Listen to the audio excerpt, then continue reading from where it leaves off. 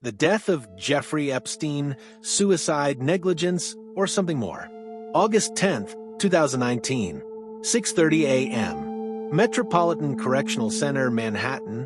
Correctional officers enter a special housing unit tier. Inside Cell 9 South, Jeffrey Edward Epstein, 66 years old, is found unresponsive. Within hours, the news reaches every major outlet worldwide. The man who once moved in elite circles, a financier with connections to presidents, royalty, billionaires, and university leaders, is dead while awaiting federal trial on sex trafficking charges involving minors. The official conclusion would come later. Cause of death: suicide by hanging. Manner of death: suicide.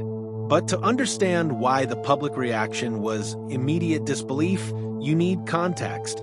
Background: the charges. In July 2019, federal prosecutors in the Southern District of New York charged Epstein with sex trafficking of minors and conspiracy. The indictment alleged he operated a network exploiting underage girls in New York and Florida between 2002 and 2005. If convicted, he faced up to 45 years in prison. The case had explosive potential. Prosecutors indicated they were investigating possible co-conspirators. Court proceedings were expected to expose powerful associates. Then, just weeks later, everything stopped. The first incident. On July 23, 2019, Epstein was found injured in his cell with marks on his neck. Officials initially treated it as a possible suicide attempt. He was placed on suicide watch. Under Bureau of Prisons policy, suicide watch involves constant monitoring, removal of bedding and clothing, regular psychological evaluation. After about 6 days, he was removed from suicide watch and placed under less restrictive psychological observation. He was transferred to the special housing unit, where inmates are typically checked every 30 minutes. He was also assigned a cellmate for monitoring purposes. The night of August 9th, multiple failures occurred that night. Epstein's cellmate had been transferred earlier in the day. 2 correctional officers were assigned to monitor the unit. Required 30-minute checks were not performed. Logbooks were later found to contain falsified entries. Security cameras covering parts of the tier malfunctioned. By morning, Epstein was alone in his cell. The Bureau of Prisons later acknowledged serious protocol violations.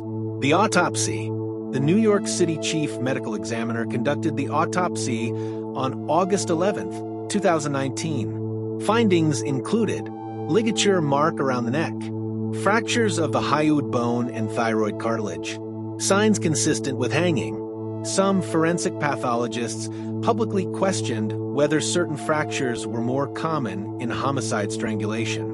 The medical examiner reviewed additional information and maintained a ruling of suicide. An independent autopsy commissioned by Epstein's brother raised further questions, but did not result in an official change of cause of death. No evidence of forced entry, defensive wounds, or external trauma beyond the hanging was documented in official reports. The investigation. Public skepticism surged. Political figures across party lines expressed concern. The FBI and the Department of Justice Inspector General launched investigations. In June 2023, the Inspector General released a comprehensive report. It concluded: no evidence of homicide, no evidence of outside interference, systemic negligence and misconduct by jail staff, chronic staffing shortages at the facility, widespread failure to follow Bureau of Prisons policies. The report stated that Epstein died by suicide and that the failures were institutional, not conspiratorial. 2 correctional officers were charged with falsifying records. Prosecutors later entered deferred prosecution agreements. The officers admitted to submitting false documentation but avoided jail time. Shortly after Epstein's death, the Metropolitan Correctional Center faced heavy scrutiny. In 2021, the facility was permanently closed due to safety and infrastructure issues. Why the conspiracies persist? 3 factors fueled ongoing suspicion. High-profile associations.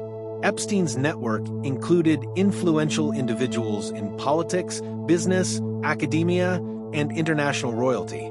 The timing. His death occurred weeks before trial, preventing public testimony. The cascading failures. Removed from suicide watch. No cellmate. Missed security checks. Malfunctioning cameras. Falsified logs.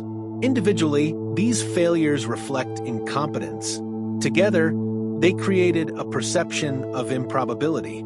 However, multiple federal investigations found no evidence of murder. No intruder entered the tier. No sign of a struggle. No forensic proof of third-party involvement. The official position remains unchanged. The larger impact. Epstein's death prevented a criminal trial that many victims hoped would bring accountability. Ghislaine Maxwell, his associate, was later tried and convicted in 2021 on sex trafficking charges. She is serving a 20-year federal sentence. Civil lawsuits against Epstein's estate resulted in financial settlements for victims. Yet the central public question remains emotionally unresolved. Not because there is legal proof of homicide, but because trust in institutional oversight was already fragile. The Department of Justice described the circumstances as a perfect storm of negligence. For many observers, that explanation feels insufficient. Conclusion: Jeffrey Epstein's death was officially ruled a suicide. Multiple federal investigations found no evidence he was killed. What the evidence does show is systemic failure inside a federal detention facility housing one of the most high-profile inmates in the country. The mystery is not supported by proof of murder. It is sustained by the scale of incompetence surrounding a man whose trial would have exposed powerful connections.